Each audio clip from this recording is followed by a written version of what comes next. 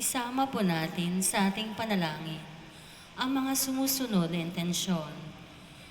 Para sa nag-alay ng misang ito bilang pasasalamat na sina Bruza Family, Antonio Castañeda, Jerry Chanco, Dr. Rita Grace Avero, Virginia Aguilera, Caroline Ann Habellanos. Para sa nagdiriwang ng kanyang kaarawan, Amelita Benghilo. Para sa natatanging kahilingan ni Pablo Virgilio S. Cardinal David, Bong, Gina Morales Reyes, Caroline Ann Jovellanos. Para sa kaluluwa ni na Holy Father Pope Francis, Lorenzo Dumlao, Pilar Rodriguez Lucas, Efren Castañeda, Leonardo R. Abeleda, Elena Garde de Vega, Nicholson Abeleda, Angel Sihuco Sr., Lydia Galang Sihuco, Alberto Villanueva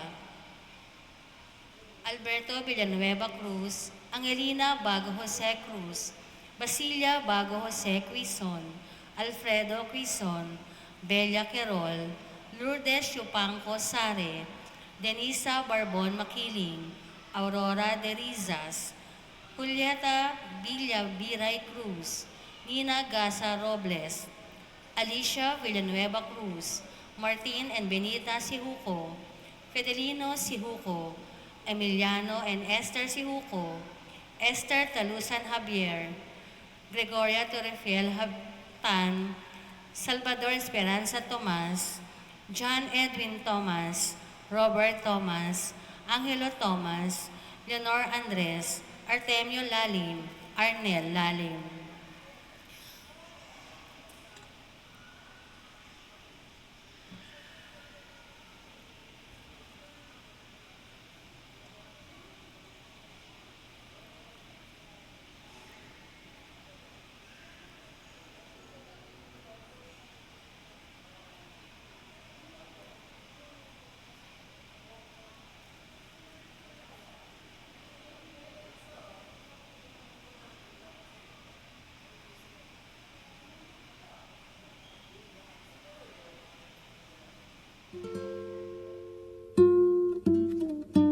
Gabi po sa inyong lahat. Kinagagalak namin ang inyong pagkikiisa sa pagdiriwang ng Banal Eucharistia. Atin po ngayong pinagdiriwang ang Miyerkules ng Abo. Magsitayo tayo para sa pagsisimula ng pagdiriwang.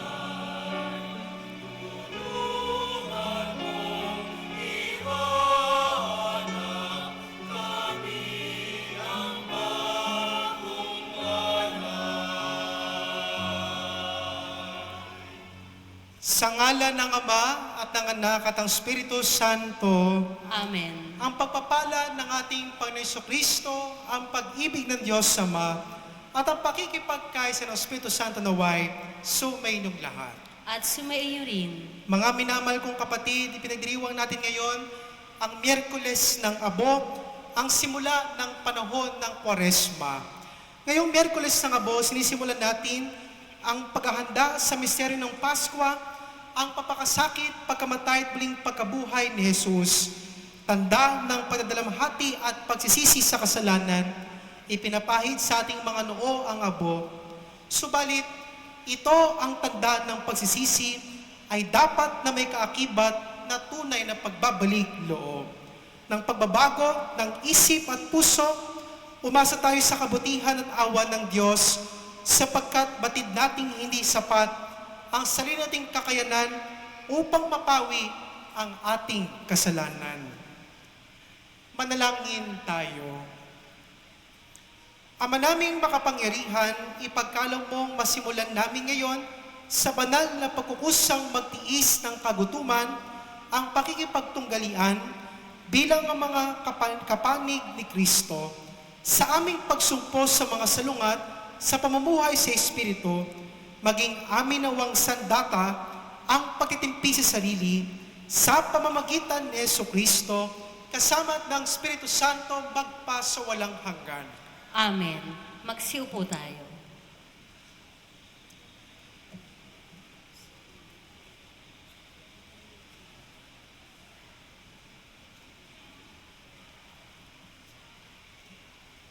Pagbasa mula sa aklat ni Propeta Joel.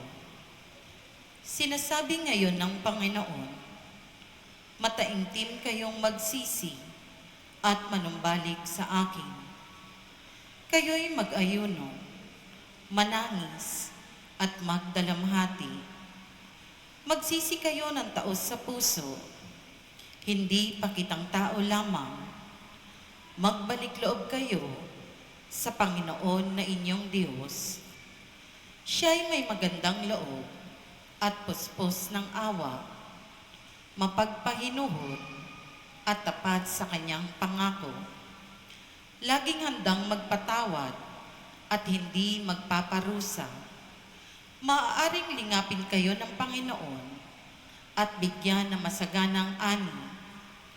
Kung magkagayon, mahahandugan natin siya ng haing butil at alak. Ang trompeta ay hipan ninyo sa ibabaw ng bundok ng Sion.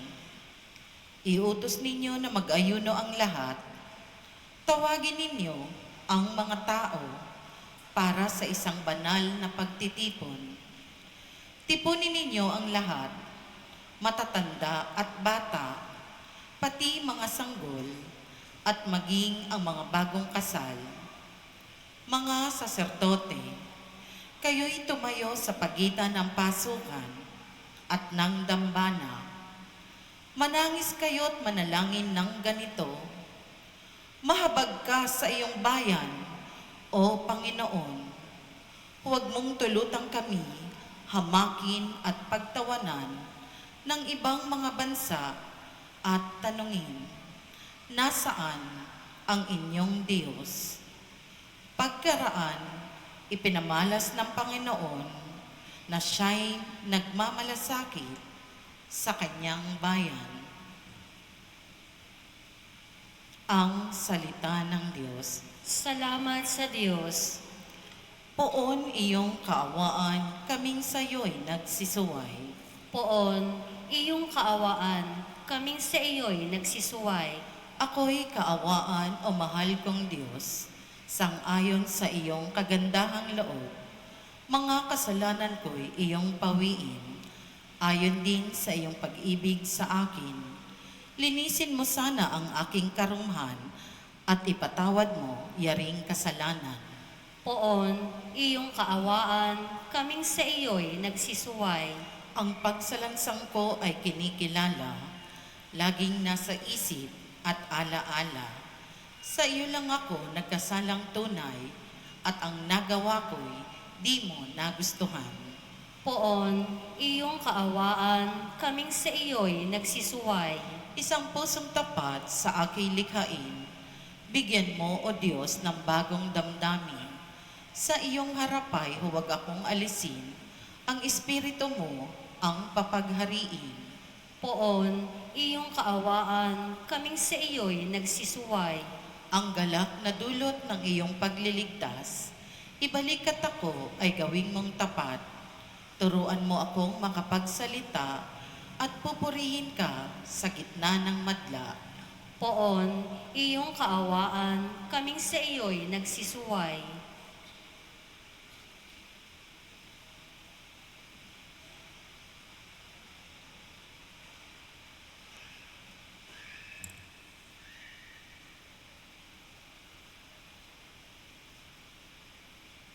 Pagbasa mula sa ikalawang sulat ni Apostol San Pablo sa mga taga-Korinto. Mga kapatid, ako'y sugo ni Kristo.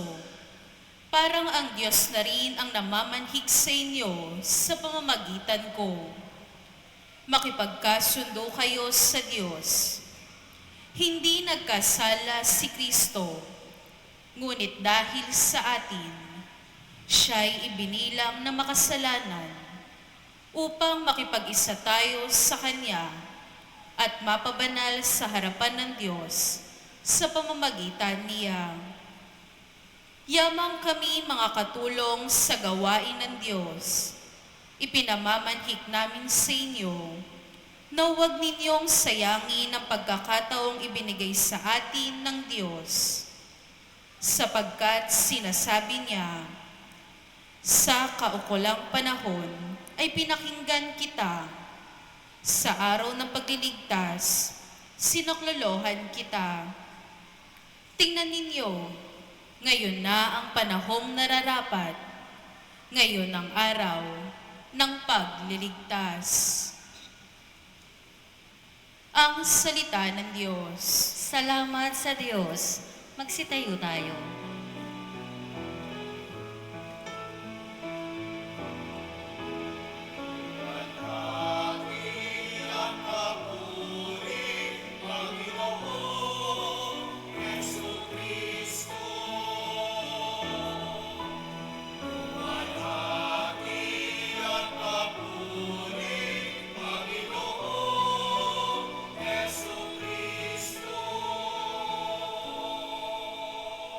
Kapag ngayon napakinggan ang tinig ng poong mahal, huwag na ninyong hadlangan ang pagsasakatuparan ng mithini at kalooban.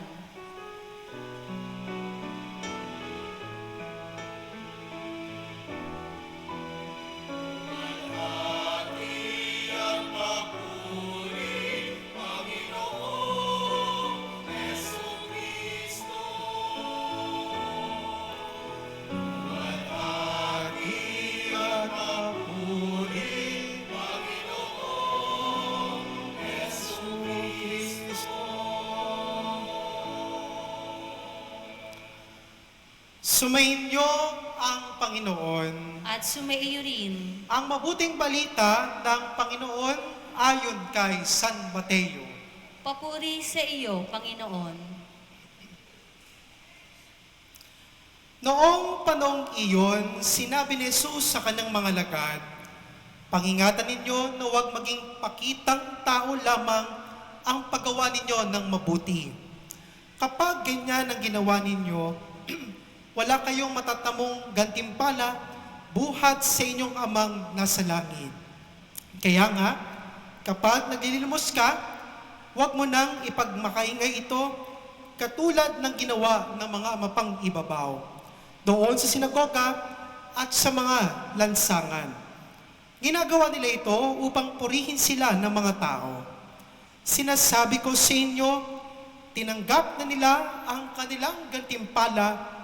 Ngunit kung naglilimos ka, huwag mo nang ipaalam ito kahit sa iyong pinakamatalik na kaibigan upang malihim ang iyong paglilimos. At gagantihin ka ng iyong amang nakakakita ng kabutiang ginagawa mo ng lihim. At kapag nananalangin kayo, huwag kayong tumulad sa mga mapang-ibabaw.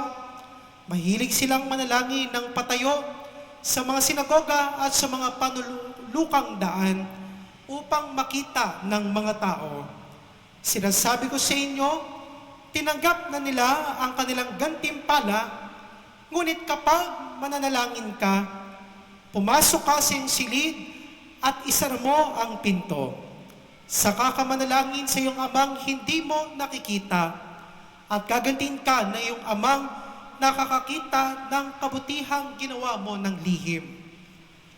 Kapag nag-aayuno kayo, huwag kayong magmukhang malungkot tulad ng mga mapang-ibabaw. Hindi sila nag-ayos upang malaman ng mga tao na sila'y nag-aayuno. Sinasabi ko sa inyo, tinanggap na nila ang kanilang gantimpala.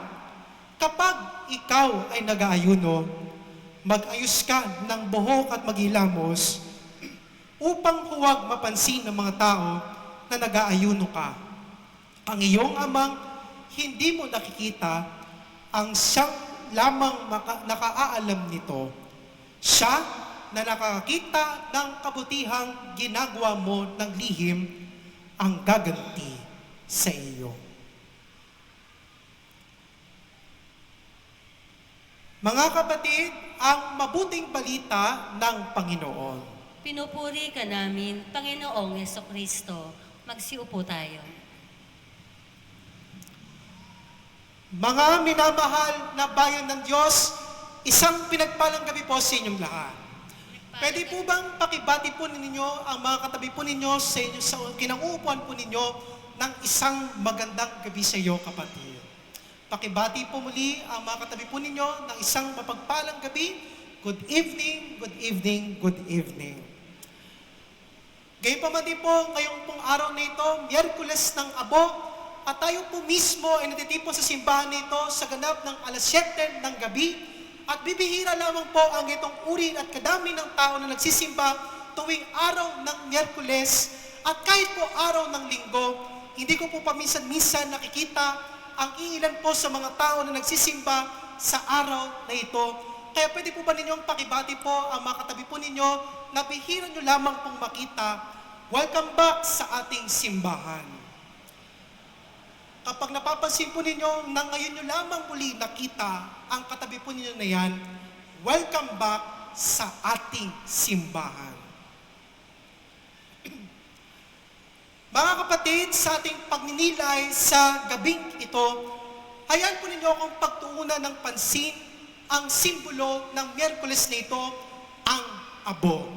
At alam po ninyo, sa lumang tipan, kung kayo po mismo ay nagbabasa ng salita ng Diyos, ang abo ay sinisimbolo nito ang pagbabalik loob.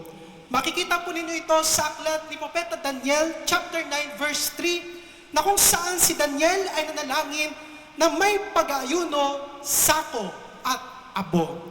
At makikita niyo rin po mismo sa sulat sa ikalawang aklat ni Samuel na kung saan pinapakita niya mismo na si Tamar ay naglalagay ng abo sa ulo bilang tanda ng matinding kalungkutan.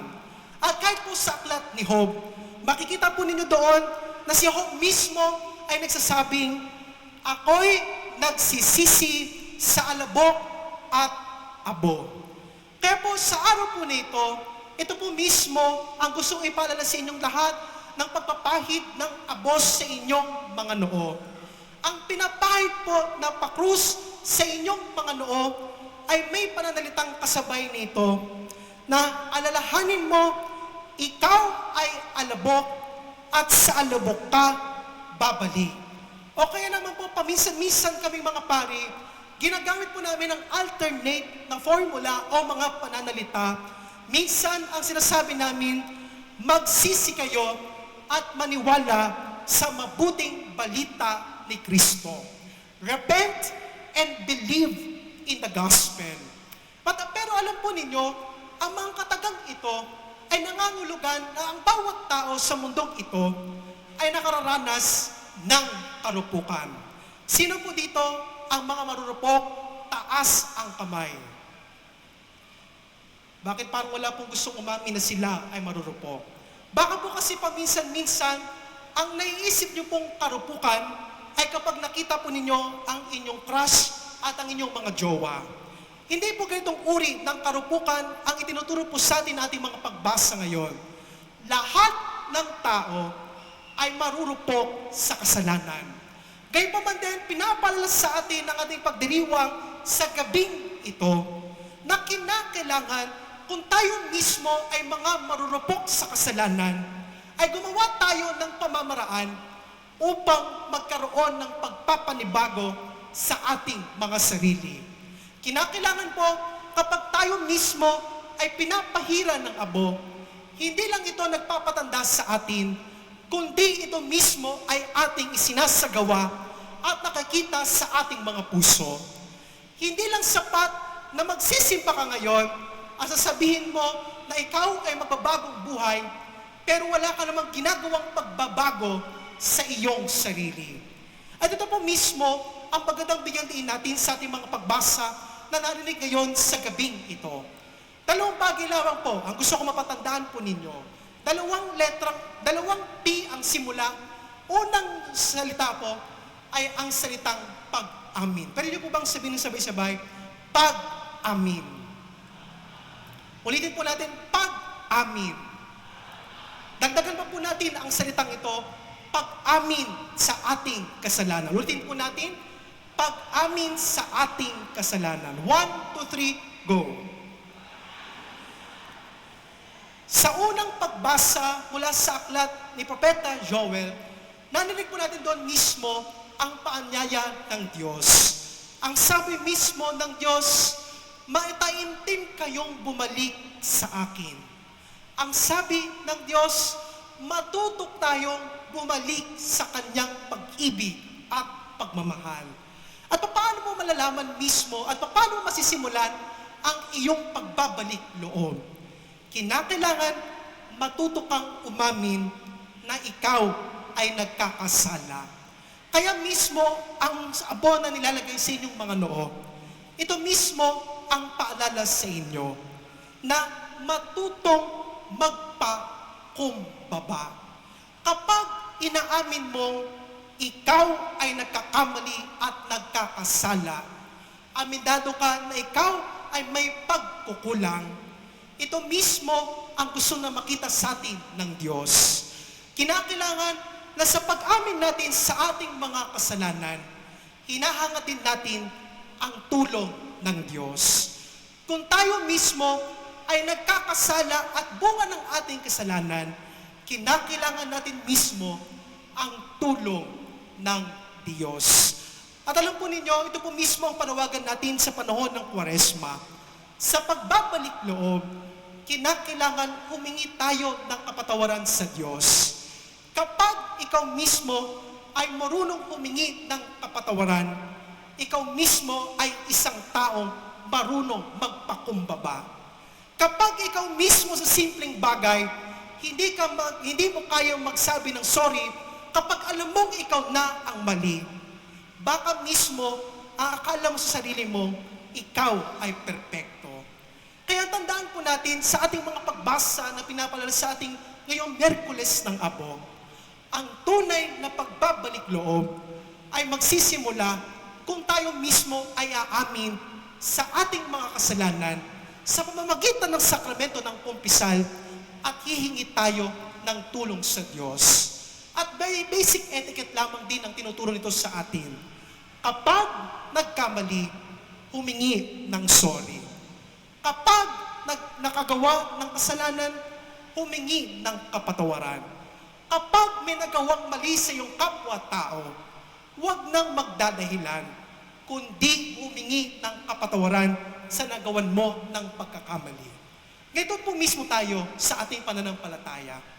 We must learn to admit our mistakes, our sinfulness before God, dahil ito mismo, makikita mismo ng Diyos sa atin ang kababaan ng loob. Pwede po ba ninyong tingnan po yung katabi po ninyo sa gabing ito? Pakilalahanan po ang katabi ninyo. Sabihin niyo po sa kanya, matuto kang humingi ng kapatawaran. Napapansin ko po sa bandang unahan, may inaantok na po. No? Pwede po bang pakitapik nga po ninyo, yung mga katabi po ninyo ngayon, at pakisabi po sa kanya, matuto kang humingi ng kapatawaran. Unang salita po, pag-amin sa kasalanan. Pangalawang salita po na gusto kong mapatandaan sa bawat isa sa inyo, pagbabalik loob. Pwede niyo po bang sabihin ng sabay-sabay, pagbabalik loob. Pwede po bang mas malakas pa, pagbabalik loob. Sa mga taong hangad na magbalik loob, sabihin niyo po ng mas malakas pa, pagbabalik loob. Sa ikalawang punto po ng ating pagdinilay sa gabing ito, tayo mismo ay pinapalalahanan sa Ebanghelyo ayon kay San Mateo ng ating Panginoon Kristo. Ang sabi ni Jesus, huwag maging mapang-ibabaw. Sa simpleng salita, huwag lamang maging pakitang tao lamang. Kung hangad ninyong magkaroon ng pagbabago sa inyong mga sarili, huwag niyong hahayaan na makita ang iba ang ginagawa niyong pagbabago sa inyong sarili. Kinakailangan kapag nais ninyong magbago ng inyong mga sarili, magsisimula ito sa pinakakaloob-looban ng inyong mga puso. Kung hangad ninyo magbagong buhay, huwag niyong ipagmayabang na kayo ay nag-aayuno, hindi kumakain ng baboy sa samgyupsal, o hindi kayo mismo natutokso sa imang magawain, kundi kinakailangan ang pagbabago mismo ay makita ninyo sa sarili ninyong mga puso. Baka po kasi paminsan-minsan sa araw na ito ng Miyerkules ng Abo, nag-picture taking kayo, pinost mo sa iyong Facebook story na ikaw ay nagsimba at napahiran ng abo sa inyong mga noo. Pero paglabas mo naman ng simbahan, sama ng loob mo ang daladala mo sa pag-uwi mo sa inyong tahanan. Baka po paminsan-minsan, ipinapakita mo na ikaw ay nagsisimba. Pero paglabas mo naman ng simbahan, ikaw naman ang hilig mong hobby ay siraan ang kapwa mo tao. Baka po paminsan-minsan, imbis na ang iyong atensyon ay nasa loob ng simbahan, ang nasa isip mo ay kung ano ang ikababagsak ng iyong kapwa-tao. Kaya po paalala po sa atin, magsisimula ang pagbabago ng loob, hindi sa pagiging pakitang tao sa iba, kundi sa pinakakaloob-looban ng ating puso. Kapag ginagawa mo ang isang bagay ng may pag-ibig sa Diyos, ito mismo ay isang pamamaraan upang magbalik loob sa Diyos. Kung hangad po ninyong baguhin ang inyong sarili, make a concrete ways. Kung kayo mismo ay hindi nagsisimba tuwing araw ng linggo, baka pwede naman po kayo magsimba na tuwing araw ng linggo. Baka po kapag kami mga pagkakataon na sa pagising nyo sa umaga, imbis na cellphone at Facebook ang atupagin, baka pwede po munang magdasal muna kayo at makipag-usap sa Diyos. At ito po mismo ang panawagan sa atin nating mga pagdiriwang ngayon. Kinakailangan magkaroon tayo ng pagbabalik loob sa ating mga puso. Mga kapatid, ito lamang po ang panawagan po ng ating liturhiya, ng ating pagdiriwang sa gabing ito. Miyerkules ng Abo, simula ng panahon ng Kwaresma, 40 araw tayong makikilakbay kay Jesus sa kanyang pagpapakasakit, pagkamatay at muling pagkabuhay. At paano ba tayo mismo makapaghahanda sa panahon ng Kwaresma at paano ba tayo makakapagbalik loob sa Diyos? Dalawang bagay lang. Una, pag-amin sa kasalanan, tanggapin ang grasya ng sakramento ng kumpisan. Pangalawa naman, ang paalala sa bawat isa sa atin ay pagbabalik loob. Mga kapatid, sa patatapos ng aking humilya at pagdinilay sa gabing ito, gusto ko sanang mag-iwan po sa inyo ng isang challenge at isang uri ng katanungan. Ano po sa tingin po ninyo ang kaya po ninyong i-give up ngayong panahon ng Kwaresma para sa Diyos? Sa tingin po ba ninyo sa inyong pang-araw-araw na pamumuhay, ano po kaya yung mga bagay na kaya nyong i-give up para sa Diyos? Ito ba ay yung pag-Facebook mo ng matagal, araw-araw? Ito ba ay yung pagkain mo ng malakas o pagkain mo ng iba't ibang uri ng mga pagkain na matataba? Ito ba mismo ay pagtatanggal ng pangit na pananalita sa iyong kapwa-tao? O ito ba yung pag-isip mo ng pangit sa iyong kapwa-tao? Sa tingin po ninyo, ano kaya ang kaya mong i-give up para sa Diyos?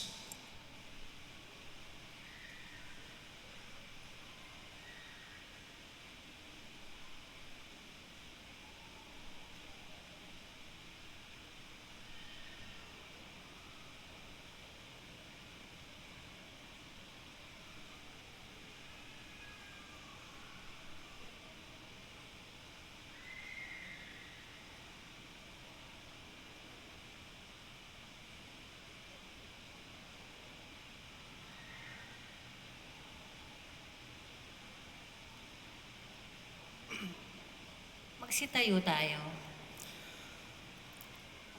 Pagbabasbas at paglalagay ng abo sa noo. Minamahal na mga kapatid, manalangin tayo sa Amang may kapal upang ang abo sa ulo natin ilalagay para ipahiwatig ang pagbabagong buhay ay marapatin niyang gawaran ng kanyang pagpapala at malaking pagmamahal. Manalangin tayo. Ama naming mapagpatawad, kinukupkop mo at itinatampok ang umaamin sa kasalanan at ikinalulugod mo ang nagbabagong buhay. Tingin mo kami at kupkupin sa pagkakalob mo ng pagpapala bilang pagtatampok sa iyong mga lingkod na naglalagay ng abo ni sa ulo. Sa pagganap ng 40 araw ng paghahanda para sa Pasko ng pagkabuhay, marapatin mo kami maging dalisay para sa pagdiriwang ng tagumpay ng iyong anak na siyang namamagitan kasama ng Espiritu Santo magpa sa walang hanggan. Amen.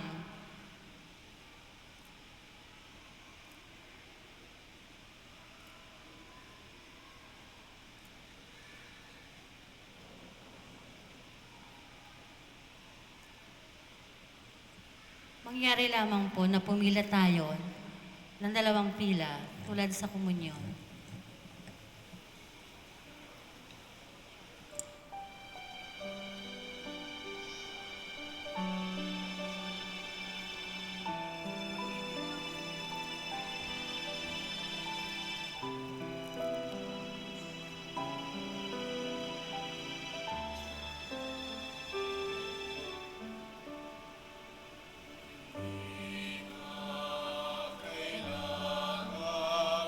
Mga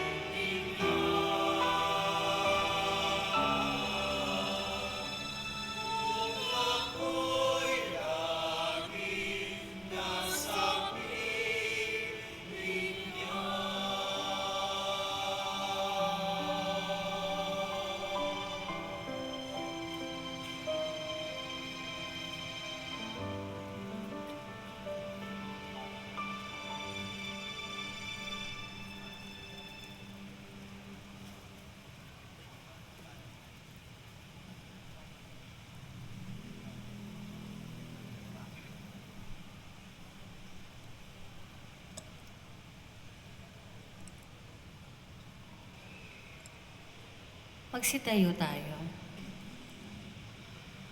Panalangin ng bayan.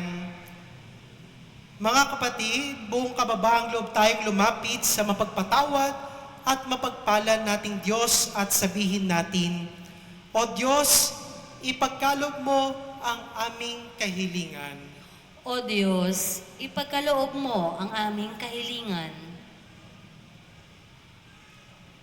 Para sa simbahan, pagkalooban mo sina Papa Leon, mga obispo, mga pari, mga diakono, at mga laiko ng pusong nagsisisi para sa makabuluhan at mabungang panahon ng Kwaresma. Manalangin tayo O Diyos, ipagkaloob mo ang aming kahilingan. para sa lahat ng mga lingkod bayan. Bigyan mo sila ng pusong nakababati sa iyong awa at kagandahang loob at gawin nilang pamantayan ang mga ito ng tapat nilang paglilingkod sa mga mamamayan. Manalangin tayo O Diyos, ipagkaloob mo ang aming kahilingan. para sa aming lahat na nagtitipon ngayon. Naway makatagpo kami ng kapanatagan sa iyo, Ama, habang aming pinagninilayan ang aming mga pagkukulang sa iyo at sa isa't isa. Manalangin tayo O Diyos, ipagkaloob mo ang aming kahilingan. para sa mga duka at inaapi. Hipuin mo ngayon ang aming mga puso tungo sa pagturing at paglilingkod sa kanila bilang mga kapatid naming agarang nangangailangan. Manalangin tayo O Diyos, ipagkaloob mo ang aming kahilingan. para sa yumaong mga mahal namin. Salubungin mo sila at papasukin sa walang hanggang kaharian at tangkilikin sa iyong mapagmahal na yakap. Manalangin tayo. O Diyos, ipagkaloob mo ang aming kahilingan. Itaas din natin ang mga kapatid nating nangangailangan ng panalangin, ang mga hinaing ng ating pamayanan, at ang ating mga pansariling kahilingan. Manalangin tayo. O Diyos, ipagkaloob mo ang aming kahilingan.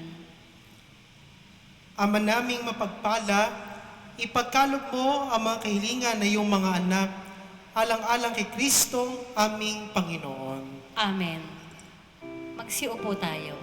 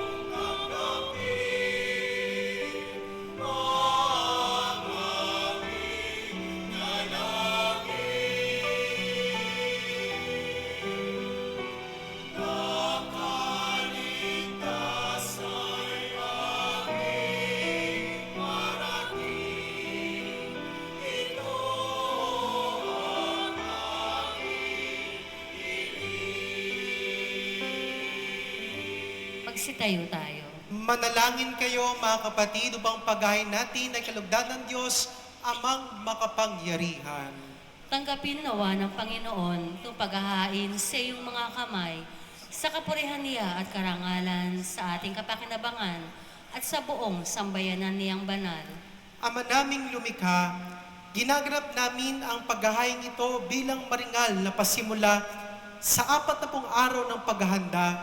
Ang aming kusang pagtitiis at pagmamalasakit ay makapagpadali sa inawa sa aming masasamang hilig upang kami pagdapating makinabang sa iyong anak na para sa amin nagpakasakit bilang aming tagapamagitan kasama ng Espiritu Santo magpasawalang hanggan. Amen. Sumainyo ang Panginoon. At sumaiyo rin. Itaas sa Diyos sa inyong puso at diwa. Tinaas na namin sa Panginoon. Pasalamatan natin ang Panginoong ating Diyos. Marapat na siya ay pasalamatan. Ama naming makapangyarihan, tunay ngang marapat ikaw ay aming pasalamatan sa pamamagitan ni Jesucristo na aming Panginoon. Minarapat mo ang pagtitiis para sa naghihirap ay maging tagapagpahiwatig ng pasasalamat na aming inihain ngayon sa iyong hapag. Ang iyong anak ay ulirang tagabigay ng pagsasaluhan sa mga nagugutom at mga nauuhaw. Sa pasunod namin sa giliw mong anak, ang pagkamaawain mo ay aming ginaganap upang ang pag-imbot ay mapawing lahat sa aming pag-ugali at gawaing binabalak. Kaya kaysa na mga na nagsisiawit, nagpapuri sa iyo ng walang humpay sa kalangitan, kami nagbubunyi sa iyong kadakilaan.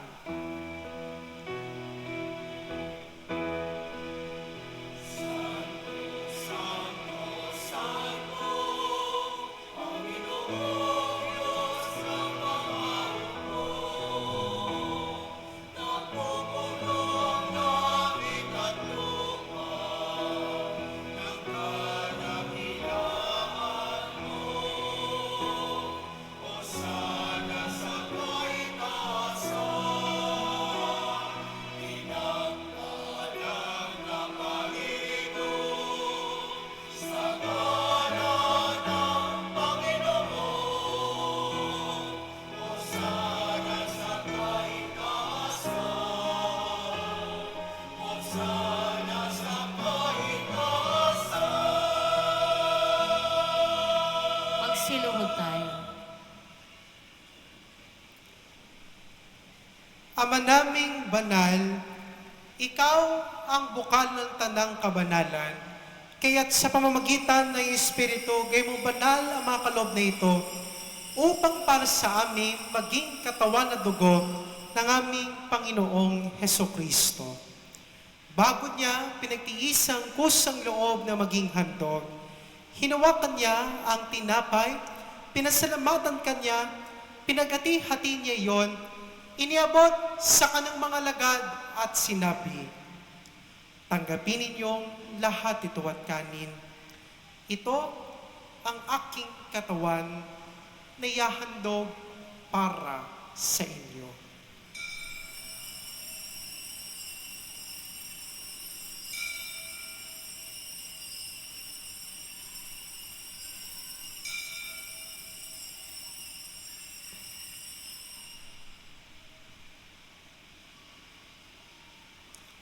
Gayon din naman, nung matapos ang hapunan, hinawakan niya ang kalis, muli kanyang pinasalamatan.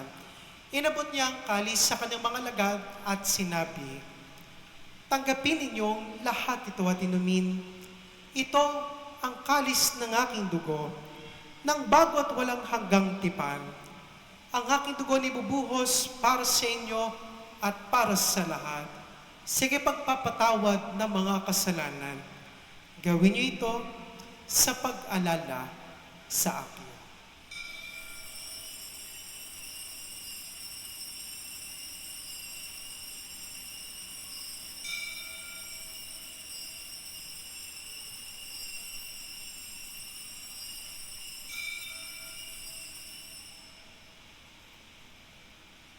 Magsitayo tayo. Ipagbunyi natin ang misteryo ng pananampalataya.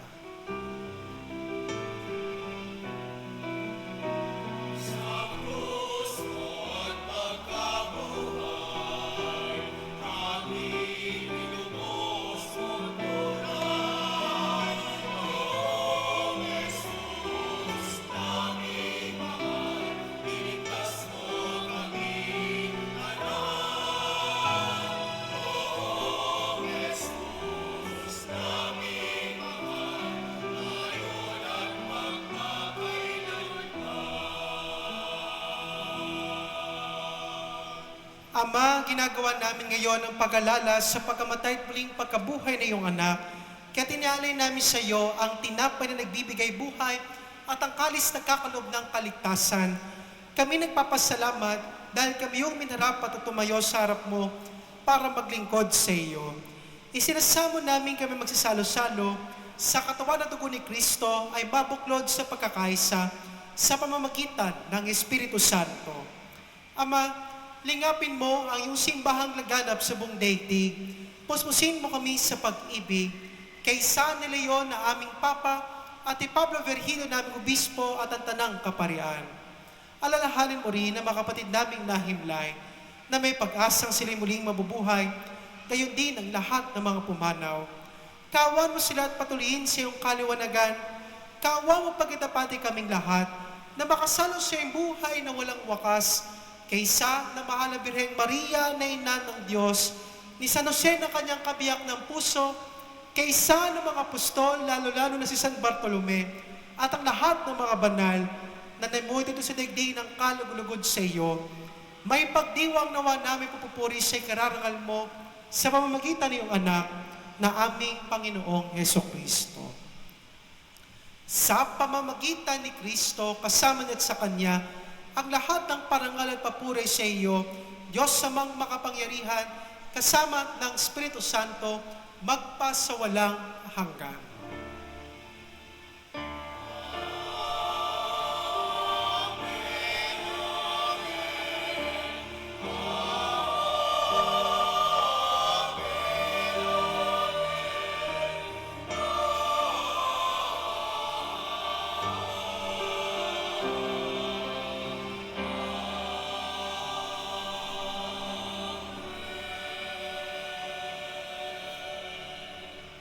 Sa tagubiling naman nakagay na utos sa turo ni Jesus sa Panginoon natin at Diyos, ipahayag natin ng lakas ng loob.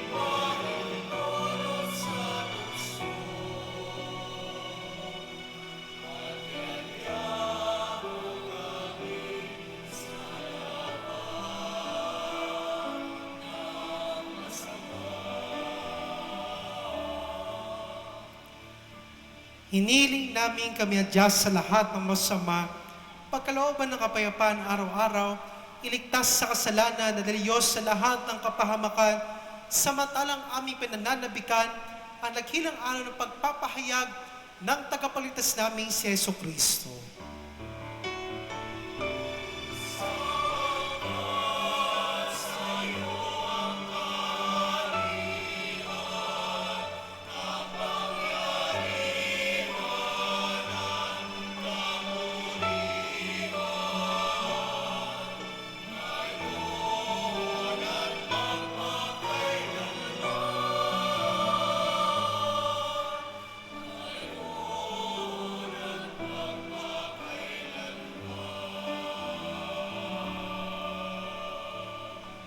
Panginoong Kristo, sinabi mo sa iyong mga apostol, kapayapaan ang iniwan ko sa inyo, ang aking kapayapaan na binibigay ko sa inyo. Tungayin mo ang aming pananampalataya at huwag ang aming pagkakasala. Pagkalooban mo kami ng kapayapaan pagkakaisa ayon sa iyong kalooban kasama ng Espiritu Santo magpasawalang hanggan. Amen. Ang kapayapaan ng Panginoon ay laging sumainyo. At sumaiyo rin. Magbigayan kayo ng kapayapaan sa isa't isa. Kapayapaan.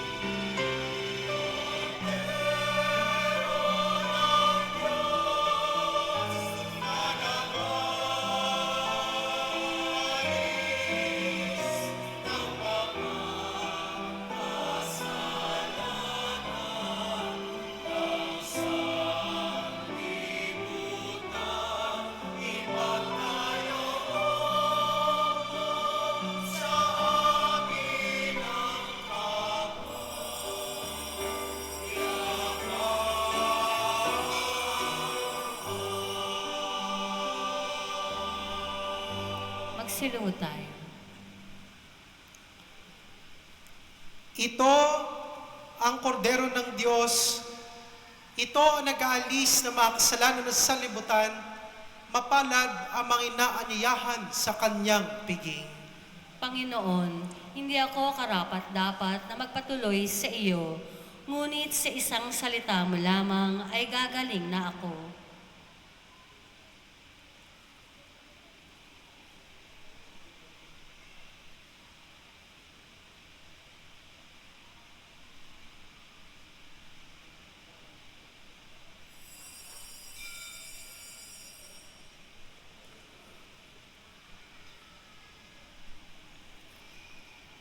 Paalala, bilang paggalang sa banal na Eucharistia, kapag ito ay ating tatanggapin sa kamay, mangyari lamang na isubo agad natin ito upang maiwasan na ito ay mahulog.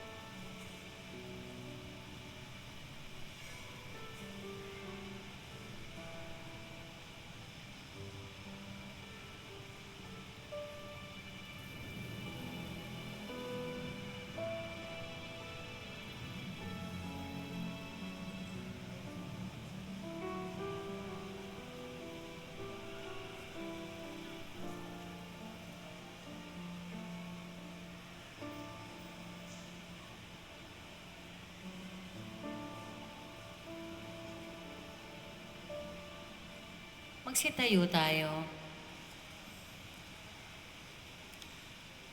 Manalangin tayo. Ama naming mapagmahal, ang pinagsaluhan namin ay amin nawang pakinabangan sa pagkakamit ng dulot ng kagalingan ng kagutumang kusa naming pinagtitiisan at iyong kinalulugdan sa pamamagitan ni Jesucristo kasama ng Espiritu Santo magpasawalang hanggan. Amen. Magsiupo tayo para sa ilang paalala. Tayo po ay magkakaroon ng second collection at ito ay para sa Hapag-asa program. Malugod po namin kayong inaanyayahang makiisa at dumalo sa Parish Lenten Recollection sa darating na Sabado, February 21, sa ganap na ikapito ng gabi sa loob ng ating simbahan. Ang ating recollection speaker ay si Reverend Father Dave Concepcion. Malugod po namin kayong inaanyayahan sa gaganaping Easter Pilgrimage sa darating na April 9, 2026. Ito ay gaganapin sa Diocese of San Pablo, Laguna. Para sa mga may katanungan, magtungo lamang sa booth sa labas ng ating simbahan. Para sa iba pang mga detalye, magsadya lamang sa opisina ng parokya o bisitahin ang ating Facebook page, Apostol San Bartolome de Malabon. Maraming salamat po. Magsitayo tayo. Sumainyo ang Panginoon. At sumaiyo rin. Iyuko po ninyo yung mga ulo para sa pagbabasbas. Ama naming mapagmahal, nililingap mo ang iyong bayan kahit may mga kaanib na lumilihis ng landas. Ipagkalog mo ang pasyang magbagong buhay sa tanan upang ang lahat ay maging lalong matapat sa pagsunod sa iyong kalooban sa pamamagitan ni Jesucristo kasama ng Espiritu Santo magpasawalang hanggan. Amen. At pagpalain nawa kayo ng butihin, mapagmahal at makapangyarihang Diyos, ang Ama, Anak, at ang Espiritu Santo. Amen. Naiari na natin ang banal na Eucharistia.